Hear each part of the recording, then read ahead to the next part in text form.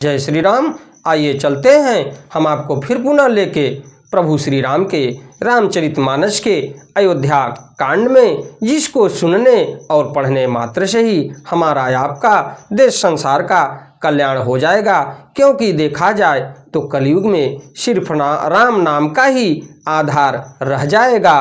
तो अपने जीवन को मोक्ष बनाने के लिए प्रभु श्री राम के रामचरितमानस की कथाओं को सुना जाए और पढ़ा जाए और जहाँ तक हो सके प्रचार प्रसार करा जाए। क्योंकि रामचरितमानस की कथा को अगर देखा जाए तो ये पारिवारिक सामंजस्य को बैठाने वाली कथा है और अपने मर्यादा को बनाए रखने के लिए इसमें आपको मिलेगा, जैसा कि प्रभु श्री राम ने किया त्रेता युग में जन्म लेने के पश्चात। क्योंकि उनको देखा जाए तो मर्यादा पुरुषोत्तम कहा जाता है प्रभु श्री राम को। तो आइए चलते हैं हम आपको प्रभु श्री राम के रामचरितमानस के अयोध्या कांड में मास पारायण का 19वां विश्राम से ओम श्री जानकी वल्लभो विजयते, इसके पश्चात विघ्नों को हरने वाले भगवान गणेश और विद्या की प्रदायिनी माँ सरस्वती के चरणों में शीश नवाते हुए विनम्र निवेदन करूंगा कि हमारे देश संसार में जहां भी प्रभु श्री राम के रामचरितमानस की कथा हो रही हो उसे संपन्न करने में अपना पूर्ण योगदान दें। उसके साथ साथ हमारे ऊपर भी अपनी कृपा बनाए रखें कि मैं अपने मुखार बिंदु से प्रभु श्री राम के रामचरितमानस की कथा को जो भी राम भक्त प्रेमी हैं उनके तक पहुंचाने का पूर्ण प्रयास करूं। तो ओम श्री जानकी वल्लभो विजयते, किन्ह निमज्जनु तीरथ राजा नाई मुनि सिर सहित समाजा, ऋषि आयसु अशीष सिर राखी करि दंडवत विनय बहुभाषी। प्रातः काल भरत जी ने तीर्थराज में स्नान किया और समाज सहित मुनि को सिर नवाकर और ऋषि की आज्ञा तथा आशीर्वाद को सिर चढ़ाकर दंडवत करके बहुत विनती की। यानी देखा जाए तो मुनि भरद्वाज को तीर्थ राज में स्नान करने के पश्चात मुनि भरद्वाज को सिर नवा के प्रणाम किए और ऋषि यानी देखा जाए तो ऋषि की आज्ञा तथा आशीर्वादों को सिर चढ़ा के दंडवत करके बहुत विनती की। तो विनती क्या किए इसके बारे में थोड़ा सा प्रकाश डाला जाए और जाना जाए। पथ गति कुशल साथ सब लीन है, चले चित्रकूट चितुदीन है, राम सखा कर दीन है लागू, चलत देह धरि जनु अनुरागु। तदंतर रास्ते की पहचान रखने वाले लोगों को कुशल पथ प्रदर्शकों के साथ सब लोगों को लिए हुए भरत जी चित्रकूट में चित्त लगाए चले। भरत जी राम सखा गुह के हाथ में हाथ दिए हुए ऐसे जा रहे हैं मानो साक्षात प्रेम ही शरीर धारण किए हुए हो। नहीं पद त्राण शीश नहीं छाया, पेमु नेम व्रतु धर्म अमाया, लखन राम सिय पंथ कहानी, पूछत सखी कहत मृदुबानी। न तो उनके पैरों में जूते हैं और न सिर पर छाया है, उनका प्रेम नियम व्रत और धर्म निष्कपट सच्चा है। वे सखा निषाद राज से लक्ष्मण जी, श्री रामचंद्र जी और माता सीता जी के रास्ते की बातें पूछते हैं और वह कोमल बाड़ी से कहते हैं। तो देखा जाए तो भैया भरद्वाज मुनि से आशीर्वाद लेने के पश्चात चित्रकूट के लिए प्रस्थान किए, जहां प्रभु निवास कर रहे हैं। उसके लिए देखा जाए तो भरत भैया के पैरों में जूते चप्पल कुछ भी नहीं है और न किसी प्रकार का छाया है, लेकिन निषाद राज मित्र के भांति उनके साथ हाल चाल पूछते हुए और दुखों सुखों को देखते हुए कि भैया भाभी और लक्ष्मण इसी रास्ते से गुजरे हैं, उनका हृदय विदीर्ण होता जा रहा है और पूछते जा रहे हैं और उसी रास्ते से वो चित्रकूट के लिए प्रस्थान किए। राम बास थल बिटप बिलोके, उर अनुराग रहत नहीं रोके। देख दशासुर बरिस ही फूला, भई मृदु मही मगु मंगल मूला। श्री रामचंद्र जी के ठहरने की जगहों और वृक्षों को देखकर उनके हृदय में प्रेम रोके नहीं रुकता। भरत जी की यह दशा देखकर देवता फूल बरसाने लगे। पृथ्वी कोमल हो गई और मार्ग मंगल का मूल बन गया। तो देखा जाए तो जहां जहां प्रभु रुके थे उन स्थानों को देखने के बाद भरत भैया के आंखों में आंसू और हृदय में इतनी व्यथा और इतना चिंतन कर रहे हैं कि ये लग रहा है कि धरती और आकाश एक हो जाएगा। उसके बाद भी माता धरती उनके लिए अपनी धरती को कोमल बना दी कि जहाँ जहाँ भैया भरत का पांव पड़ रहा है उस धरती पर कोमलता ही मिले। और देवता भी स्वर्गलोक से फूलों की वर्षा कर रहे हैं भरत भैया के परिश्रम और स्नेह को देखते हुए कि भरत जैसा भाई पूरे युगों में नहीं मिलेंगे। किए जाहि छाया जलद सुखद बहई बरबात, तस मगु भयउ न राम कह जस भा भरत ही जात।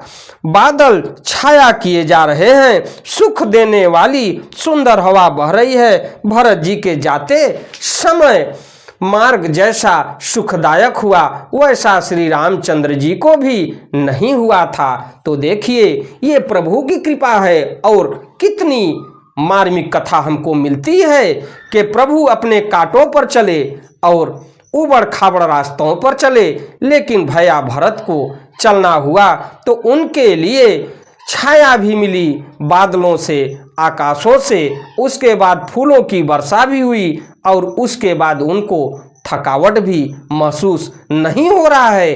तो ये किसकी कृपा है? ये प्रभु श्री राम की कृपा है। और उनके जीवन में कष्ट है लेकिन अपने भराता भरत को कभी कष्ट नहीं दिए। तो जड़ चेतन मग जीव घनेरे, जे चितये प्रभु जिन्ह प्रभु हेरे। ते सब भय परम पद जोगु, भरत दरस मेटा भव रोगु। रास्ते में असंख्य जड़ चेतन जीव थे, उनमें से जिनको प्रभु श्री रामचंद्र जी ने देखा अथवा जिन्होंने प्रभु श्री रामचंद्र जी को देखा वे सब उसी समय परम पद के अधिकारी हो गए। परंतु अब भरत जी के दर्शन ने तो उनका भव जन्म मरण रूपी रोग मिटा ही दिया। श्री राम दर्शन से तो वे परम पद के अधिकारी ही हुए थे, परंतु भरत दर्शन से उन्हें वह परम पद प्राप्त हो गया।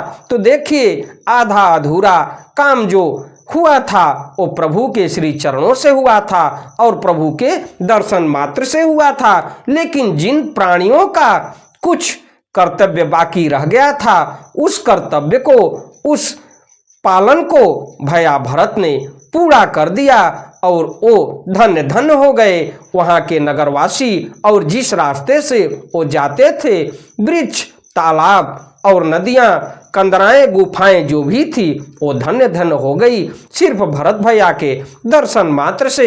यह बड़ी बात भरत कई नाही, सुमिरत जिनहि राम मन माही। बारक राम कहत जग जेऊ, होत तरन तारन नर तेऊ।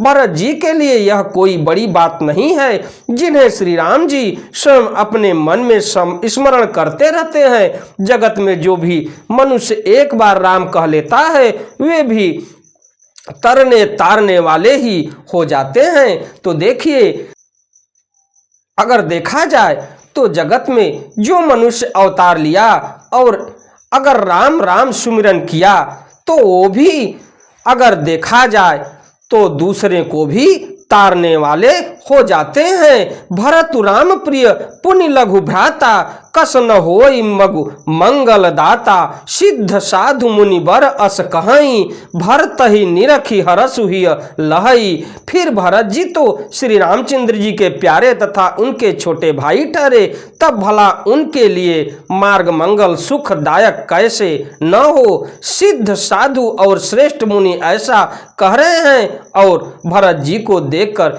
हृदय में हर्ष लाभ करते हैं। देखी प्रभाव सुरे सही सोचू, जग भल भले ही पोच कहूँ पोचू।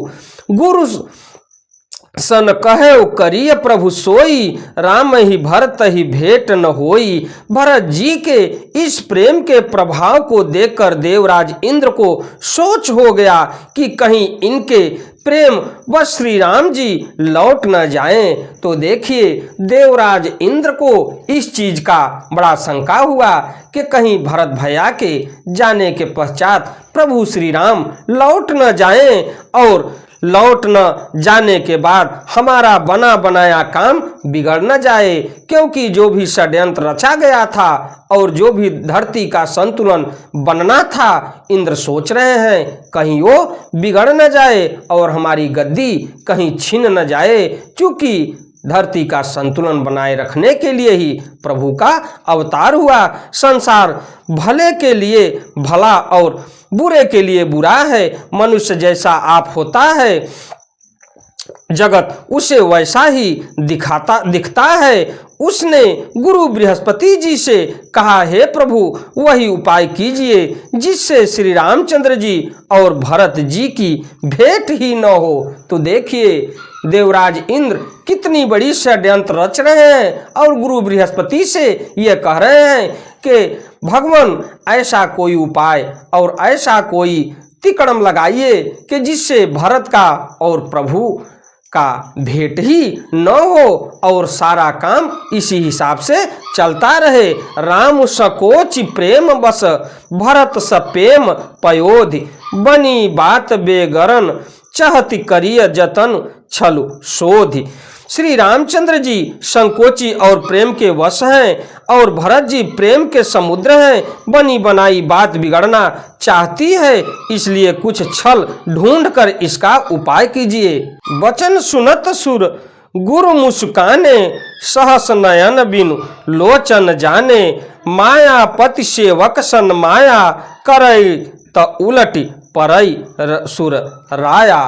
तो देखा जाए तो इंद्र कितना बड़ा तिकड़म रच रहे हैं और गुरु बृहस्पति से ये कह रहे हैं। इंद्र के वचन सुनते ही देवगुरु बृहस्पति जी मुस्कुराए। उन्होंने हजारों नेत्रों वाले इंद्र को ज्ञान रूपी नेत्रों से रहित मूर्ख समझा और कहा, हे देवराज, माया के स्वामी श्री रामचंद्र जी के सेवक के साथ कोई माया करता है तो वह उलट कर अपने ही ऊपर आ पड़ता है। इसी के साथ मैं अपनी वाणी को विराम देते हुए अगली कथा में मैं आपसे फिर मिलता हूँ। हमारी वीडियो, हमारी कथा आपको अच्छी लगे तो वीडियो को लाइक करिए, शेयर करिए, चैनल को सब्सक्राइब करिए, बेल आइकन दबाना न भूलिए, जिससे हमारी कोई भी महत्वपूर्ण धार्मिक वीडियो आप तक शीघ्र पहुँचे। आपका दिन मंगलमय हो।